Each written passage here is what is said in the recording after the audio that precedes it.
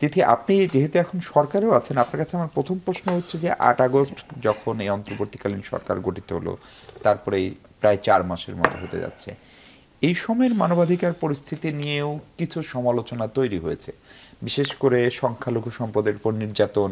সেটি নিয়ে নিশ্চিতভাবেই ভারতীয় গণমাধ্যম বা একটা গোষ্ঠী বাড়াবাড়ি করেছে, কিন্তু আপনি যদি খেয়াল করেন ব্রিটিশ পার্লামেন্টের অল পার্টি পার্লামেন্টারি গ্রুপের পক্ষ থেকে সেটি নিয়ে ভালো রকমের উদ্বেগ জানানো হয়েছে। ফলে এইটা কি সরকারের ব্যর্থতা, নাকি এটিকে আপনারা যেটিকে বলেন যে একটা পরিস্থিতির পরে সেটি সামাল দিতে পুলিশকে অ্যাক্টিভ করতে খানিকটা সময় লেগেছে? আজকে একটা প্রতিবেদন আমরা প্রেস উইং থেকে দিয়েছি আমাদের প্রেস ব্রিফিংয়ে। সেটা হচ্ছে ৮৮টি মামলার ঘটনায়, মানে মামলায় ৭০ জনকে অ্যারেস্ট করেছে।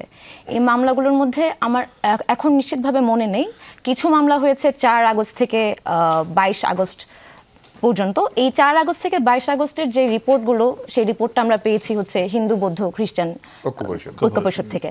তারা যে ঘটনাগুলোর কথা বলেছেন সেই ঘটনার বেসিসে কিছু মামলা পুলিশ করেছে এবং সেই মামলায় অ্যারেস্ট হয়েছে কিছু।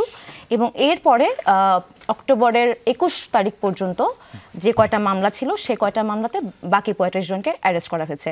আমি মনে করি সংখ্যালঘুর, বিশেষ করে হিন্দুদের ওপর যে ধরনের হামলার কথা আসলে ম্যাস স্কেলে ইন্ডিয়ান মিডিয়াতে প্রচার হচ্ছে, সেটা পুরোপুরি একটা অপপ্রচার, মিস ইনফরমেশন। সেটা নিয়ে আমরা বারবার করে বলছি এবং সেটা আসলে বাংলাদেশের মানুষ এখন অলরেডি জানে।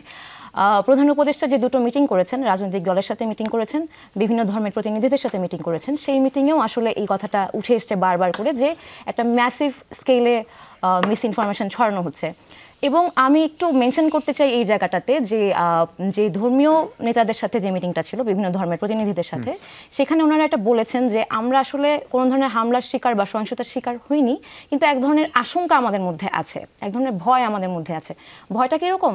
এই মিস ইনফরমেশন নিয়ে আসলে ভয়টা। যখন আপনি ম্যাস স্কেলে মিস ইনফরমেশন ছড়াবেন, আপনি যখন বলবেন যে ২০০, ৩০০, ৪০০, ২০০০, ৪০০০ মানুষ আক্রান্ত হচ্ছে, তখন আসলে দুজন মানুষের উপর হামলা হলেও সেটা এক ধরনের দেখা যায় যে অ্যাটেনশনটা আর পায় না, এবং আমাদেরকেও double cross, triple cross check করতে হয় যে আসলে এই ঘটনাটা ঘটছে কিনা, নাকি এটাও একটা মিস ইনফরমেশন।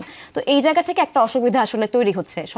যেই সহিংসতার ঘটনা বলি বা অন্য কোনো ধরনের নিপীড়নের ঘটনা বলি, যখন ম্যাস স্কেলে মিস ইনফরমেশন ছড়ানো হয়, তখন আসলে দুই একটা ঘটনা ঘটলেও দেখা যাচ্ছে সেটা নিয়ে আমরা যত দ্রুত অ্যাকশনে যেতে পারতাম, সেটাও আমাদের আসলে ডাবল চেক, ট্রিপল চেক করতে হচ্ছে। তো এইটা একটা আমি মনে করি সমস্যাই। আর আমি মোটামুটিভাবে, যেহেতু আমার নিজস্ব কথা আমি সেই জায়গা থেকেই বলবো, যখন আমি জনগণের সাথে কথা বলবো বা যখন আমাকে প্রতিনিধিরা যে ইনফরমেশনটা দেবেন, আমি পরপর যে কটা মিটিং হয়েছে প্রধান উপদেষ্টার সাথে, জাতীয় ঐক্যের লক্ষ্যে যে মিটিংগুলো হয়েছে, সেখানে খুব স্পষ্টভাবে এটা এসছে যে বাংলাদেশের সকল নাগরিকের সুরক্ষা দেওয়ার দায়িত্ব সকলেরই। আমাদের যারা মুসলমান সম্প্রদায়ের যারা ধর্মীয় প্রতিনিধিরা আছেন, তারা এটা বলেছেন যে তারা অন্য কোনো ধর্মের প্রতিনিধিদের উপরে, অন্য কোনো ধর্মের মানুষের উপরে কোনো ধরনের নিপীড়ন, নির্যাতনে তারা বিশ্বাস করেন না, তারা এটা কখনোই করবেন না, এবং তারা এই ব্যাপারে সর্বোচ্চ সতর্ক আছে। পুলিশ প্রশাসন এখনো পর্যন্ত সংখ্যালঘু বলি আর যাই বলি, সবকিছুর সকল নাগরিকের নিরাপত্তায় তারা তৎপর আছে। এবং দুর্গাপূজায় আমি নিজে যেহেতু হিন্দু ধর্মের একজন অনুসারী, আমি দুর্গাপূজায় ঢাকার বাইরে ছিলাম, আমি বিভিন্ন পূজা মন্ত্র পরিদর্শন করেছি, সেখানকার ডিসি বলেন, সেখানকার প্রশাসনের সকল কর্মকর্তার সাথে কথা বলেছি মোটামুটিভাবে, এবং দেখেছি তারা কি পরিমাণ তৎপর ছিল যাতে নির্বিঘ্নে এই পূজাটা পালিত হয়। আমি মনে করি যে অন্তর্বর্তীকালীন সরকার যথেষ্ট তৎপর আছে। তাহলে ব্রিটিশ পার্লামেন্টের এই রিপোর্টটাকে কি আপনারা প্রত্যাখ্যান করছেন?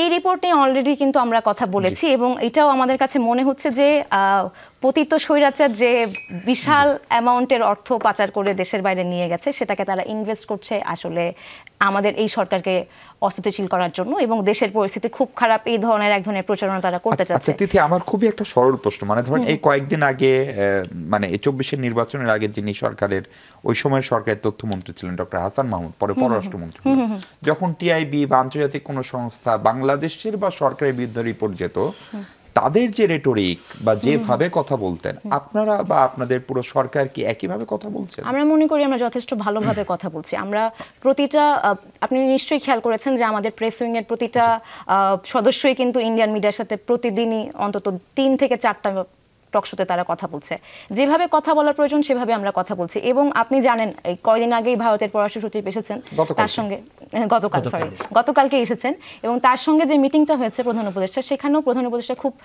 স্পষ্টভাবে এই বিষয়গুলো তুলে ধরেছেন যে এক ধরনের মিস ইনফরমেশন থেকে একটা ক্লাউড তৈরি হয়েছে, যে ক্লাউডটা আমাদের দূর করতে হবে। আমি মনে করি বর্তমান সরকার খুব দৃঢ়ভাবে আসলে এটার বিরুদ্ধে কথা বলছে। আমাদের সঙ্গে যুক্ত হয়েছেন অনেক রায় যুগ্ম সদস্য সচিব জাতীয় নাগরিক কমিটি, রাইট?